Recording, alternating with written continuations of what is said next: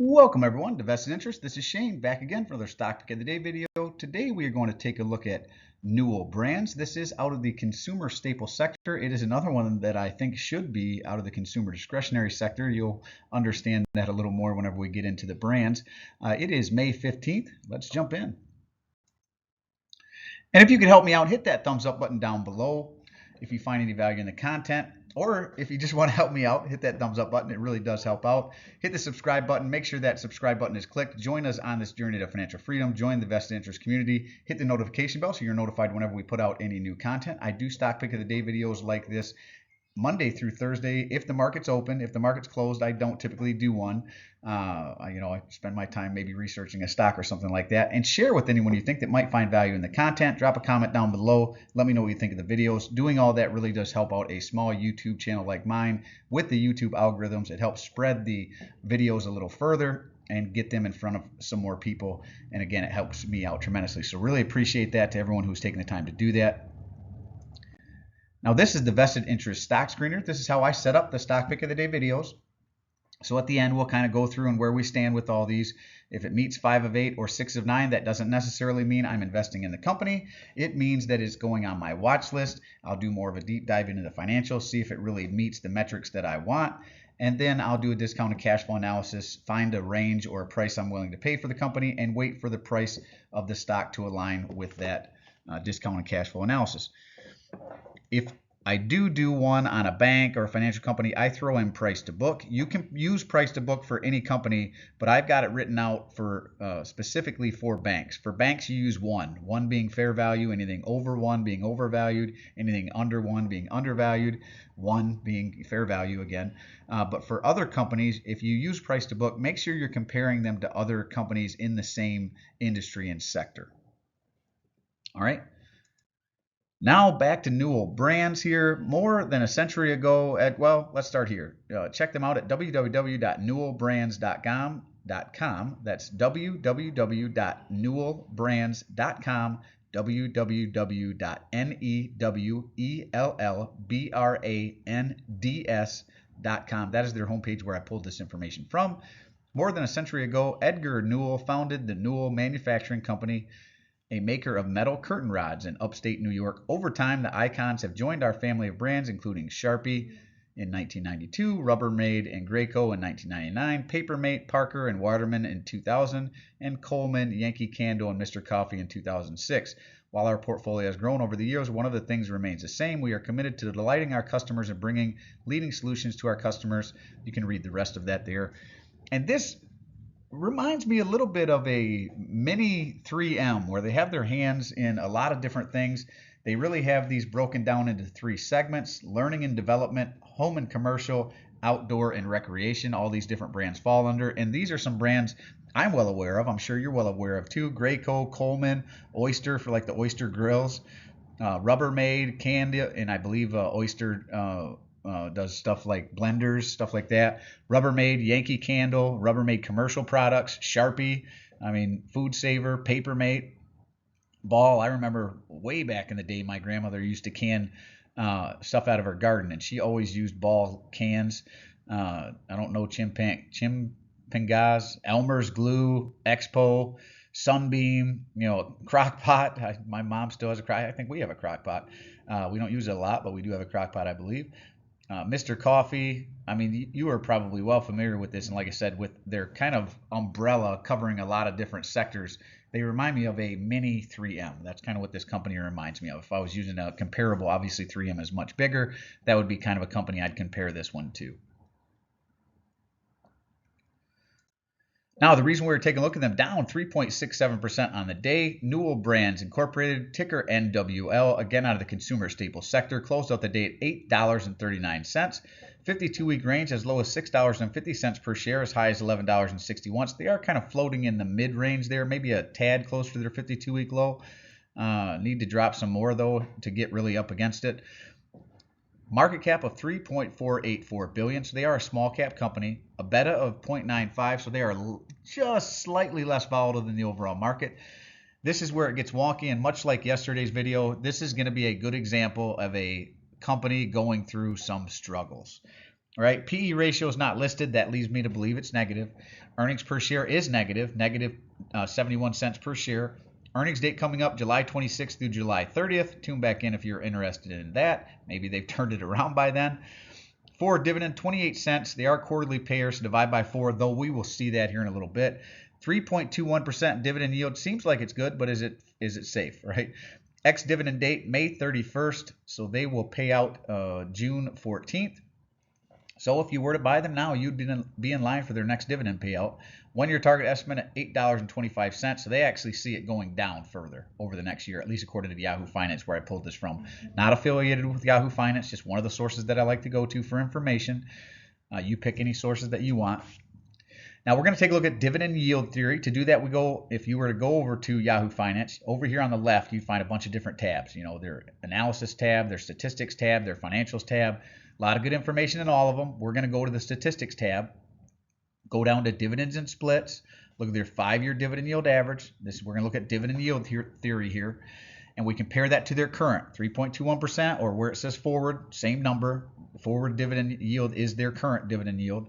And since it is lower, that speaks to overvaluation on this one. So according to dividend yield theory, this one is potentially overvalued. Now, payout ratio is extremely elevated, 195.74%. So their dividend is in danger, right? That's what that means. When you have an elevated payout ratio, they cannot cover the dividend with their free cash flow currently. That means they are having to do something that's either dilute you as a shareholder, put more shares out in the market so people buy them, hopefully, take out debt, which is not good, right? Those are a couple ways they can do it. Now, same thing if you were to go over here to the left on Yahoo Finance and go to the financials tab, we're going to go to cash flow. You'll also find their balance sheet and their income statement under that tab. You should be looking at it, seeing what their debt to equity ratios are.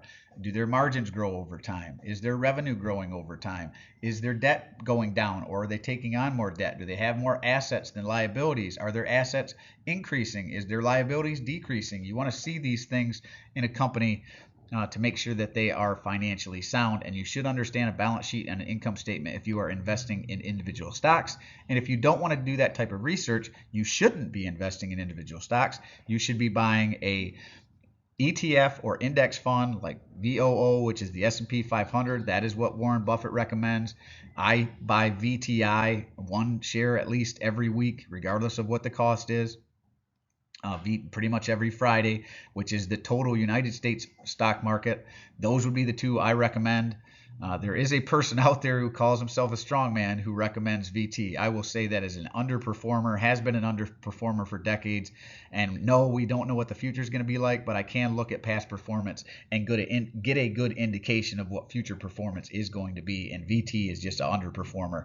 That would be the whole world market. But you have some pretty crappy countries out there that always drag down the performance of VT, and that will continue into perpetuity, into the future. All right, so 195 payout ratio. Let's go down and look at the free cash flow here. 2020, you can see 1.1 billion. Huge drop in 2021, 595 million. That's a huge drop. 2022, they went negative. Now they have rebounded a bit in 2023.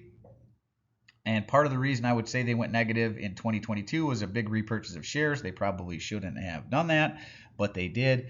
I don't think that accounts for the whole negative here, but they did rebound a bit in 2023. Overall, from 2020 to 2023 at least, we are seeing decreasing free cash flow, so not a good sign there.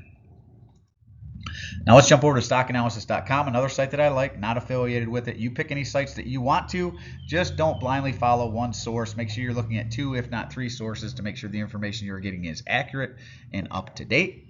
They do have 9 analysts that have taken a look at this. They call it a consensus hold. I don't even know that I'm on a hold. I would probably be over here on a sell or even a strong sell with this one right now. This would be a buy. This would be a strong buy. If you were to go to stockanalysis.com, you could see how many of the 9 are calling it a hold or a buy or a sell. Now, they have a low estimate of $7.50, which would be 10.45% lower than where it currently sits. Average estimate of $8.31. That would be a 0.78% decrease from where it currently sits. and a high estimate of $10, which would be the only way you saw some upside appreciation on the stock price, would be a 19.4% increase from where it currently sits. And you could collect that if they maintained their dividend, you could collect that 3+% dividend yield. Now we're going to go into statistics here, look at return on equity and return on invested capital. This tells us how well the company is reinvesting its assets back into itself, and they are not doing well. I like 10% or better for these numbers, negative 9.3. Return on equity, return on invested capital, negative 3.9. Not good numbers overall. EPS, I like 5% or better forecasted over the next 5 years. They don't have that listed, which again leaves me to believe they're in the negative. And the revenue forecasted is negative 0.03. Now, you might be asking yourself, why would I cover a company like this? Obviously, we should not be investing in a company like this. Well, I show you some good companies, and I want to show you this is what a bad company who is going through some issues looks like. When you see numbers like this, this shouldn't even make it on your watch list. And let's take a look at the overall screener here. Well, let's look at the dividend history first. Quarterly payout ratio, again, well elevated. They put NA here, but we saw 195, so over what they should be. Dividend growth is negative. They had a recent dividend cut. That's why. Buyback yield, negative, so they shouldn't have bought back those shares. That's a negative return for them. Shareholder yield is positive at 3.09%, so that's a decent number. Now, going back to 2021, they were paying 23 cents. And it looks like they held from all the way through to 2023, February, and then they cut it in May 2023 down to 7 cents. And it's been at that 7 cents. So not only do they not have dividend growth, they've had a recent dividend cut. They do pay out on the March, June, September, December timeframe like most companies do. This is not one I would be investing in. Let's look at the screener. And boom, just like that, the screener says, stay away. The only thing that we can really click on is understand the business, all the different brands. I'm familiar with the majority of them. Some I'd have to go and do more research, but overall, they are, providing, products to customers in learning and development segment, home and commercial segment, and the outdoor and recreation segments. So this is not one I would even put on my watch list. And this is what a company going through some serious trouble looks like. Well, that is it for this one. As always, appreciate you stopping by. If you haven't done so already, don't forget to show me some love. Hit that thumbs up. Ring the notification bell. Most importantly, subscribe to the channel. Join us on this journey to financial freedom. Join the vested interest community.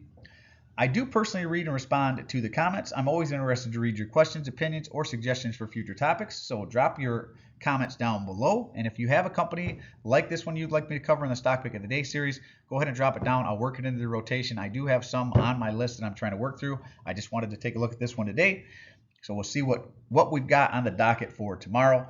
And this is Shane signing off, wishing peace and prosperity to you and yours. And remember, financial security comes to those who take a vested interest. Hey, thanks for stopping by. Hope you have a great week, and we'll see you in the next one. I'm not a financial advisor. Nothing in this presentation should be considered financial advice. I'm only sharing my opinion and investing journey for educational and entertainment purposes. Investing involves risk. You can't lose money and should never invest any amount not comfortable losing. Always do your own research. Invest based on your situation, circumstances, and select a criteria or seek the advice of a certified financial advisor.